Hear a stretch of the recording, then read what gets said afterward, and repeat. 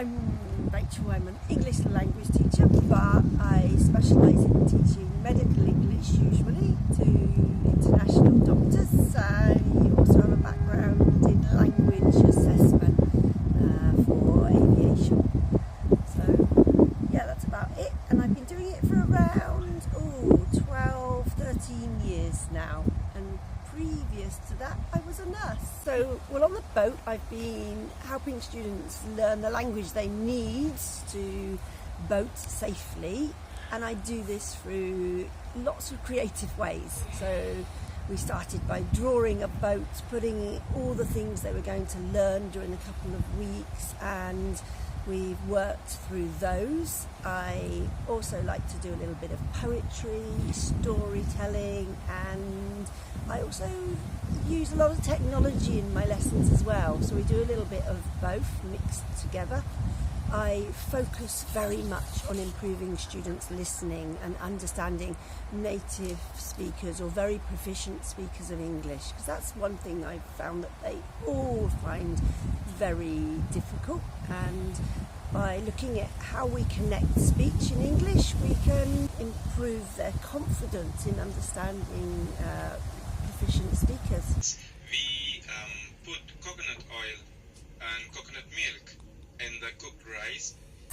I also really encourage my students to record themselves. They also send me their recordings so we can listen to them together, and then we find out what they really need to work on and improve.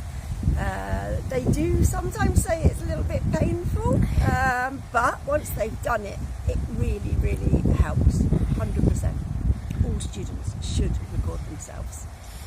The small cards, the light green cards, are the vowels, okay? Vowels.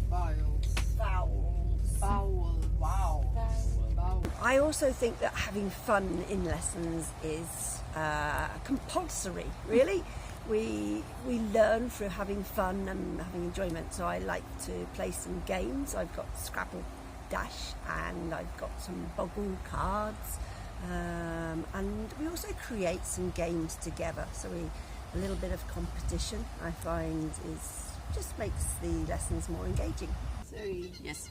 Do you have any please? Yes, I have. Oh, how many do you have? One. Can I have this? Of course. So we sort of do some walking lessons sometimes. They're not the formal lessons, but when we go from lock to lock, I'm always asking the students questions, asking them to tell me about their lives.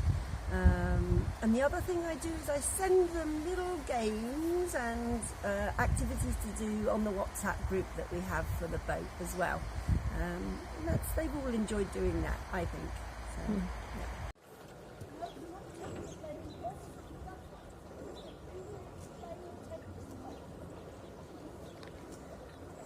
So while I've been on the boat, I've also been practicing my French with Isabel, and some of the things I do with her, I then do with the students. So there's a real focus on the final consonants, which I'm not always good at, but I then remember to do that with my students as well. And a little bit about translating one language to another so we can see the differences.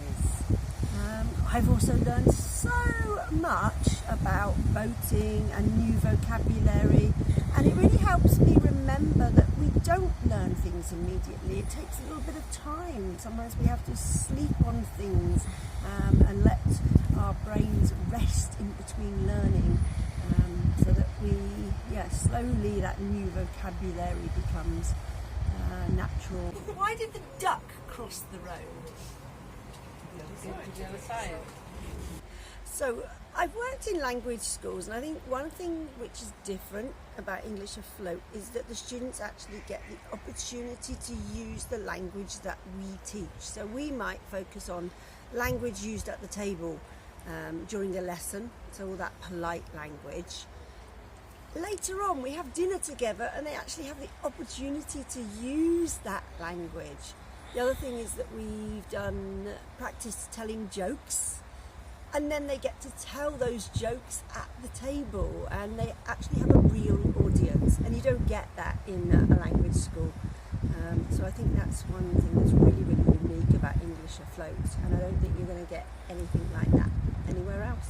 Teaching on English Afloat has been wonderful. We've had some really, really motivated, interesting students, which makes my life as a teacher so much. It makes my life easier but more enjoyable, and I've enjoyed teaching each and every one of them. And I've had a fun time, and I've learned lots, and I am a lifelong learner, so I just love learning. So it's been a learning experience, and yeah, and I would do it again.